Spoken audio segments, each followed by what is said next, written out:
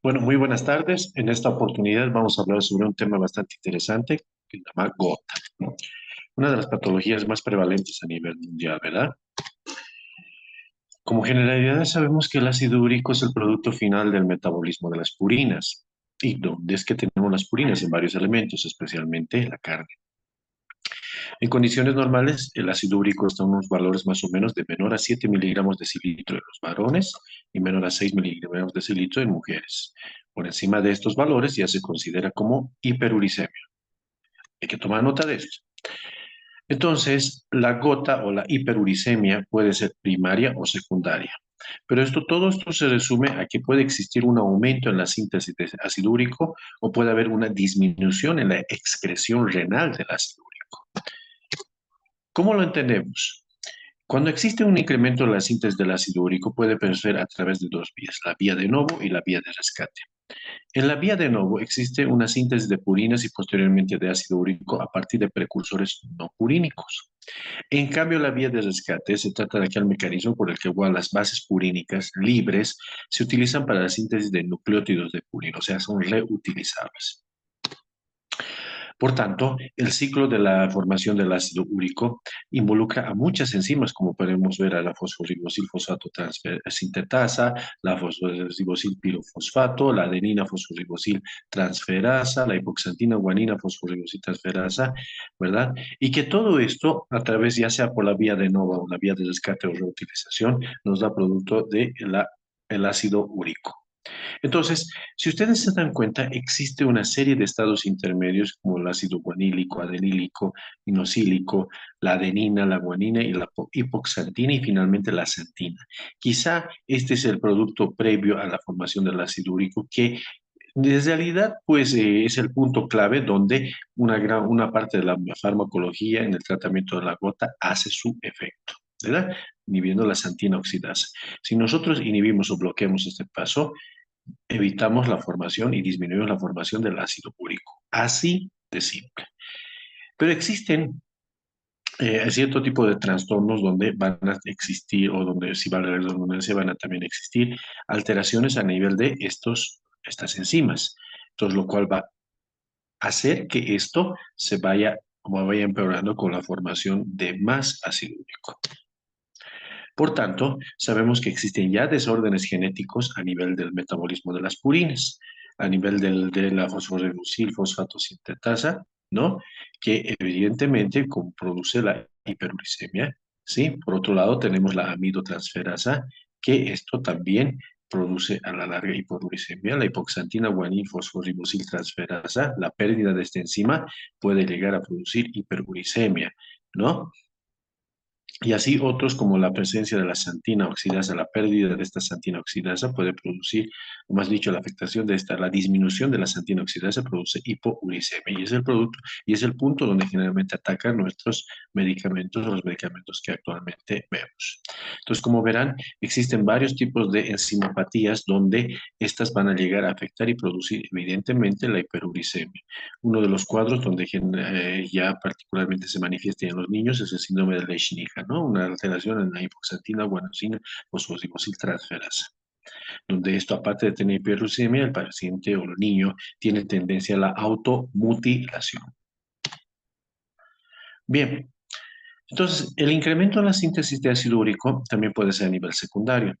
Y es lo más común, quizá es la mayor prevalencia que nosotros tenemos actualmente a nivel mundial, con la presencia de incremento de consumo de alcohol, ¿no? Por ejemplo, la cerveza que tiene guanina, y esta obviamente, de acuerdo al ciclo que hemos visto, se transforma en ácido úrico. A la larga se produce una disminución en la excreción, evidentemente por la toxicidad puede ser del alcohol a nivel de los riñones. Sin embargo, también existen alimentos que tienen alto contenido de purinas, como vemos el grupo 2 y el grupo 3. Las carnes, la carne de ave de corral, los pescados, los mariscos, las sardinas, hígados, riñones, sesos, extractos de carne. Todo esto alto contenido de purinas. Pero ¿qué pasa con la excreción renal disminuida? El segundo punto, o bien ese aumento de la producción o bien esa excreción renal disminuida. ¿En qué casos vemos? Generalmente el glomérulo filtra el ácido úrico circulante, ¿verdad? Lo filtra. se absorbe casi por completo en el túbulo cortáneo proximal, más o menos un 80%, y se produce posteriormente una secreción tubular, ¿no? Una pequeña fracción es absorbido y secretado por la nefrona distal y finalmente excretado por la orina. O sea, existe, y esto es que es muy importante, 2 tercios del ácido úrico se elimina por el riñón y 1 tercio por la vía digestiva. Entonces, si nosotros tenemos una alteración renal, llámese insuficiencia renal, enfermedad renal crónica, afecta y produce retención de ácido úrico. Y evidentemente vamos a tener niveles incrementados de ácido úrico en la sangre, hiperuricemia. La excreción renal normal del ácido úrico es más o menos entre 300 y 600 miligramos en 24 horas. Entonces, como resumen, podemos decir que existe alteraciones a nivel primario y secundario, gota primaria y gota secundaria. En el aumento de la producción del ácido úrico a nivel primario, pues idiopática, la presencia de glucogenosis, déficit parcial de la hipoxatina, guanina, fosforibotransferasa, de la fosfofructoaldolasa, y en la excreción renal disminuida, la idiopática, ¿no? Puede existir un defecto selectivo de la secreción tubular del ácido úrico. Es raro, pero bueno, se han detectado algunos casos. Y esta es que es la más común, ¿no? La secundaria debido a la ingestión, a la ingesta incrementada de estas purinas, ¿no? Que son en los alimentos básicamente. Aunque otros tipos de enfermedades o cuadros también pueden producir un incremento de los niveles del ácido úrico, como por ejemplo casos desde cambio celular, como psoriasis, neoplasias, enfermedades linfoproliferativas, la mononucleosis infecciosa. Y la disminución de la excreción renal a través de patologías netamente renales, ¿verdad?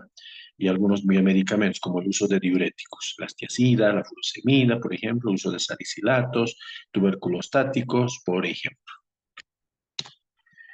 Entonces, la hiperuricemia puede ser asintomática y es gran parte del tiempo que se mantiene así, niveles elevados, pero sin síntomas, ¿verdad? Y estos valores, esta hiperuricemia asintomática solo se trata, y esto hay que considerar, cuando la hiperuricemia está por encima de 10 miligramos de decilitro, cuando la uricosuria en 24 horas está mayor a 700 miligramos de decilitro, o miligramos, perdón, en 24 horas, y pacientes con neoplasia que vayan a recibir quimioterapia. ¿Por qué en estos casos? Porque efectivamente vamos a tener cierto tipo de riesgo para la crisis aguda de gota o por otro lado la formación de litos o cálculos, ¿no? Y en este caso, en lo de las neoplasias, el síndrome de lisis tumoral.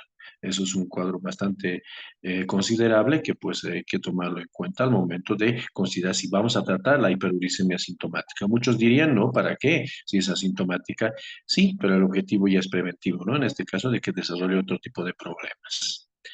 La hiperuricemia, cuando se torna asintomática, ya lo vemos con forma de la gota, la crisis aguda de gota, la nefrolitiasis, fracaso renal agudo o la nefropatía gotosa. Entonces, la gota como tal deriva del latín guta, que significa gota, reflejando aquella creencia antigua que indicaba que esta enfermedad era una enfermedad malevolente que goteaba, ¿no? O sea, que tocaba una articulación, después tocaba otra y otra y otra y otra, se turnaba, ¿no? Entonces, ya existían datos anteriormente de esta patología, como podemos ver aquí en los recuadros, en los antiguos burgueses, ¿no? O la antigua, en la Edad Media, donde veíamos a estos personajes, miren, con el vendaje a nivel de miembros inferiores, evidentemente hablando de la gota. Y algo bien típico, ¿no? El hábito alcohólico, ¿no? En este caso, vino y otros tipos de bebidas. Entonces, la evolución dependerá explícitamente del tipo o la fase que esté, de tal manera que nosotros tenemos la hiperuricemia sintomática, la crisis aguda gotosa, el periodo intercrítico y la gotatofasia crónica. Como pueden ver, de algo asintomático a una crisis aguda donde hay tumefacción hasta una gota con tofos, y estos tofos son masas, ¿no? Son nódulos, masas que se encuentran localizadas en tejidos blandos y articulaciones. ¿Qué tienen esto? Principalmente urato monosódico. Entonces podemos decir que la hiperuricemia sintomática no tiene síntomas, evidentemente, no hay clínica, pero puede durar de entre 7, 10 años más o menos, hasta que se produce la crisis aguda.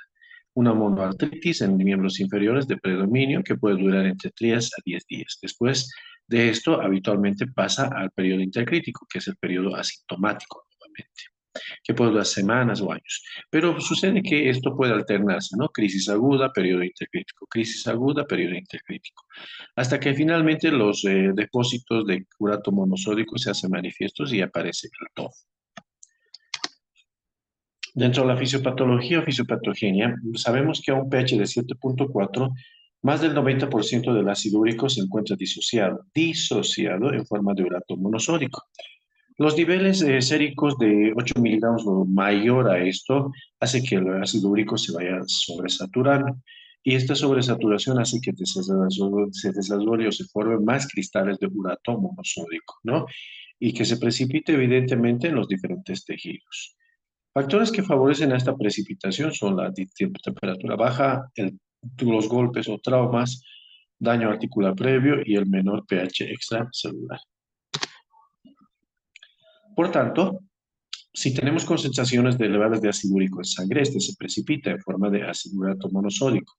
Esto hace que nuestro sistema inmune se vaya reaccionando y se vaya desarrollando, o más bien dicho, se vaya liberando factores quimiotácticos como el C3A y el C5A. Estos factores quimiotácticos son los que atraen a los neutrófilos y a los macrófagos y estos son los que se encargan de fagocitar e intentar desintegrar estos cristales, ¿verdad? Lastimosamente, en su falso intento, lo llevan, o su mal intento, llegan hasta las articulaciones y se produce un proceso inflamatorio alrededor de estas células, ¿no? La fagocitosis nos sirve mucho por el hecho de que esto pues libera bastantes citocinas proinflamatorias, la interleucina 1 beta especialmente, que tienen la capacidad de hacer quimiotaxis de más, produciendo mayor inflamación.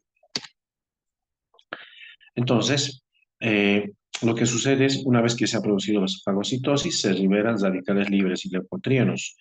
Se produce la muerte de los neutrófilos y se liberan las enzimas lisosómicas. O sea, va a haber una degradación, ¿no? Que pues más adelante, evidentemente, produce daño del cartílago articular, podría en una etapa.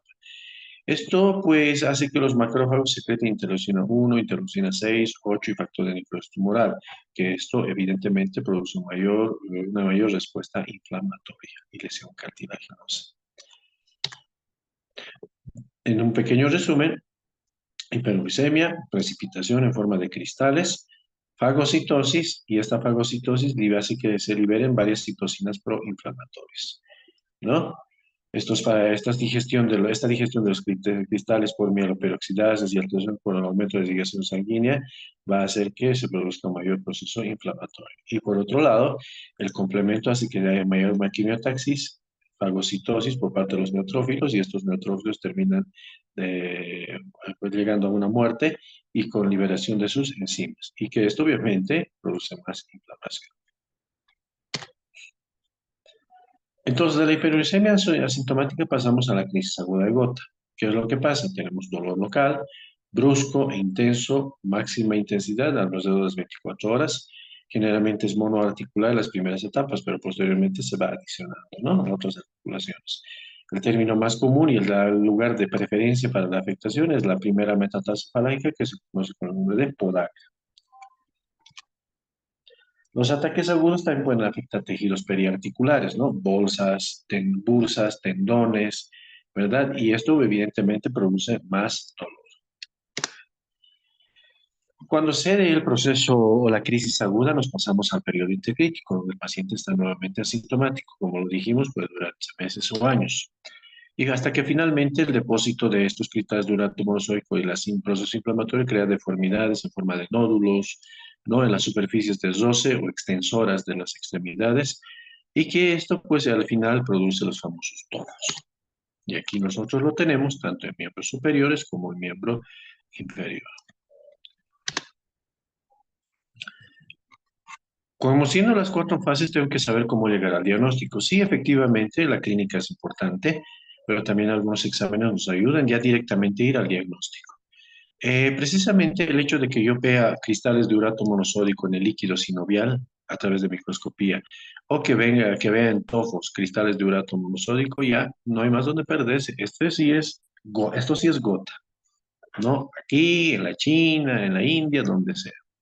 Sin embargo, no todos tenemos la habilidad para hacer una artrocentesis ni tampoco hacer una biopsia de un tofo.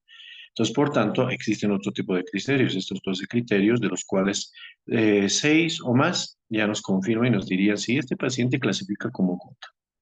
Entonces, más de un ataque de artritis aguda, inflamación máxima de cesárea en un día, ataque de monoartritis, enrojecimiento observado sobre las articulaciones, dolor y tumefacción en la primera metatarsofalágica, ataque unilateral en la primera metatarsofalágica, ataque unilateral en la articulación tarsal, presencia de sospecha de tofo, hiperuricemia, inflamación asimétrica de la articulación observada en las imágenes radiológicas, quiste subcondral sin erosión en las imágenes radiológicas y el cultivo negativo para la articulación.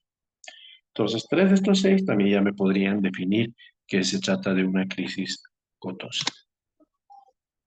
Entonces, como les dije, uno de los elementos importantes es buscar líquido sinovial. Y cuando yo veo un líquido sinovial a través del microscopio, yo veo esto, ¿no? Bastantes alfileres, si ustedes traen, o pequeñas agujas, que en realidad son los cristales de urato monosódico, que evidentemente cambian cuando se les aplica el microscopio de luz polarizada.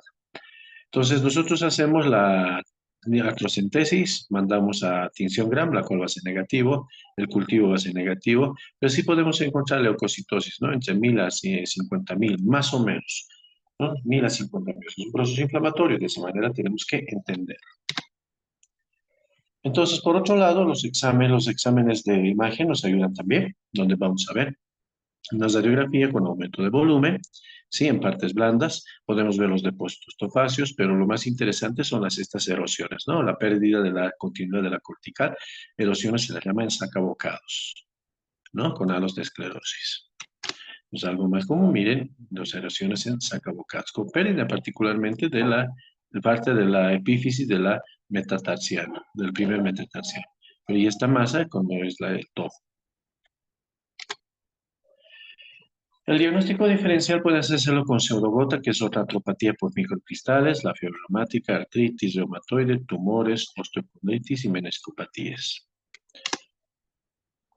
Entonces, cuando ya tengo mi diagnóstico ya hecho, y ya sé que es una gota, especialmente en crisis aguda, tengo que primero disminuir el dolor y la hinchazón. Lo primero es usar antiinflamatorios, no esteroideos. Puede ser indometacina, diclofenaco, naproxeno, ¿verdad? El que yo vea pertinente de acuerdo a las comorbilidades. Tomar en cuenta que el paciente, si es paciente de enfermedad renal crónico, entonces en lo posible hay que evitar el uso de AINES, ¿verdad? O si es un paciente gastrópata, acompañaremos de protectores gástricos, como por ejemplo los inhibidores de la bomba de protones, como el omeprazol o la ranitidina.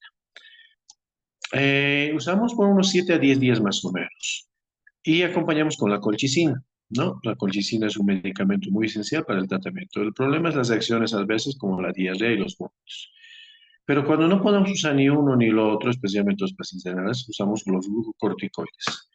Los corticoides, ya sea por la administración o infiltración, o sea, pinchar una articulación que está hinchada, sería una buena opción para remitir el dolor y la tonofaxia.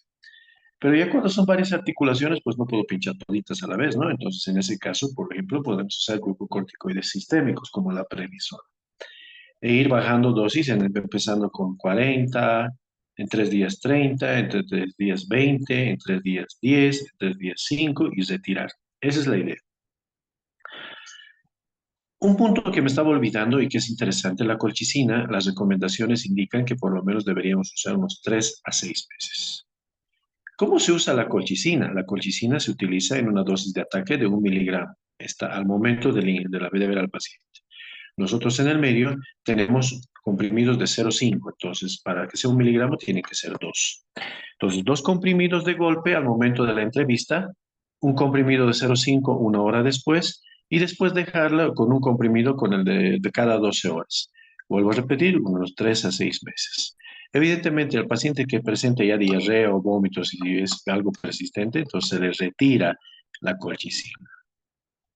Entonces, el objetivo, como digo, en este caso es el dolor, disminuir el dolor, atenuar el dolor y la inflamación. Ya cuando pasa al periodo intercrítico, podemos usar dos tipos de medicamentos, los hipoglucemiantes como el allopurinol y los uricosúricos como la mesdoperidona y probenecid. En esta etapa también algunas veces si hay episodios de dolor usamos los antiinflamatorios y la colchicina, pero en dosis bajas. Evidentemente el tratamiento va de la mano con el tipo de dieta y es que hay que liberar de purinas toda la dieta, ¿verdad? O sea que en este caso el paciente no va a comer carne ni mollejas. Por tanto, los AINES en adecuadas dosis puede ayudar bastante en el tratamiento del dolor de los pacientes. Mientras más rápido se use, mejor pronóstico para el control del dolor y disminuir la inflamación. Entonces, por ejemplo, se produce indometacina 50 miligramos cada 8 horas, hasta un máximo de 300 según la necesidad. Particularmente yo he llegado hasta 25 cada 8 horas y me va muy bien. Otro medicamento puede ser naproxeno 550 cada 12 horas, ¿no? Diclofenaco 50 cada 8 horas, sulindaco, puede la dosis inicial 600 miligramos y mantenimiento 400 miligramos día. Y bueno, mucho dependerá si el paciente tiene problemas, otras comorbilidades para ajustar la dosis o usar algún tipo de medicamento en especial. Y la colchicina, como les dije, es un antiinflamatorio, sin embargo, no está dentro de los grupos antiinflamatorios no esteroideos, pero en realidad tiene esta capacidad para disminuir el proceso inflamatorio en estos casos de gota. Y aquí está el esquema, como les dije. Los glucocorticoides intraarticulares a través de infiltración, la mejor indicación cuando no podemos usar la colchicina o AINES o son inefectivos. Y en realidad podemos usar los sistémicos cuando hay muchos compromisos, cuando hay muchas articulaciones, ¿no? Bien, ahora ya nos vamos al tratamiento principal. ¿Qué hago para disminuir el ácido úrico? ¿Usamos hipoglucemiantes o usamos úricos úricos? Los úricos úricos, cuando existe disminución en la excreción del ácido úrico, y los hipoglucemiantes, pues lo que hacen es disminuir la formación del ácido úrico, ¿no? A través del bloqueo de la vía metabólica. Los úricos úricos interfieren en el transporte del ácido úrico, donde tenemos la besmorona en una dosis de 50 a 200 miligramos día, sulfinpirazona de 100 a 200 cada 12 horas y la progresir 1 a 2 gramos día. Recomendaciones. ¿No? En cuanto al opurinol, pues una dosis de 150 a 300 miligramos día puede subirse hasta 600 miligramos cada día. Y el ferbuxostat, que también pertenece a esta familia, en una dosis de 40 u 80 miligramos día. El tratamiento, pues, aparte de controlar la hiperuricemia, controlar los daños, es necesario ver las otras comorbilidades, como la hipertensión arterial, la dislipidemia, diabetes mellitus, obesidad. Habitualmente estos pacientes con gota son los que tienen varios componentes del síndrome metabólico y eso es lo que hay que también controlar. Por el hecho de no controlar, puede hacer que el pronóstico de vida se afecte en estos pacientes con gota. Y bueno, pues el allopurinol es uno de los mejores medicamentos, uno de los mejores para el control. Hay muchos más, sí, hasta antagonistas o de los receptores de interleucina 1, la peptoglicasa, que es lo que modifica o altera a nivel de los receptores de URAT, ¿verdad? Entonces, todos estos sí ya tienen sus recomendaciones, sin embargo, en la actualidad, en nuestro ambiente, en las farmacias que corresponden a nuestras ciudades no las tenemos, ¿no? Entonces muchas veces nos batimos o nos valemos de los medicamentos que les comentaba, ¿no? Los úricos úricos y los hipoglucemiantes. Y algo que me olvidaba decir, úricos úrico, por favor, prohibido dar en pacientes que tengan litiasis. Prohibido. Entonces, muchos de ustedes tal vez en esta parte final les preguntarán, pues doctor, si tenía gota y está con colchicina y le vuelve a dar crisis aguda porque ha comido, entonces vuelve a iniciar colchicina a la dosis que es de ataque, ¿no? 1 miligramo al momento, 0,5 a la hora y 0,5 cada 12 horas. ¿Cuánto tiempo? Ya les he dicho, 3 a 6 meses. Después se va a retirar. ¿Sí? Una de las medidas especiales. ¿Cada cuánto debes hacer el control de ácido úrico? Pues cada mes, ¿no? Una vez al mes hazle el controlcito, dependiendo. Si el control está, si el ácido úrico ha bajado a niveles normales, le dejas con esa dosis de allopurinol, si es 300, 300. Pero si no ha mejorado y sigue alta o sigue en el mismo estado, por ejemplo, 8 o 9, entonces súbele la dosis a 600. Muy bien. Entonces eso es lo que corresponde a gota. Muchas gracias por la atención.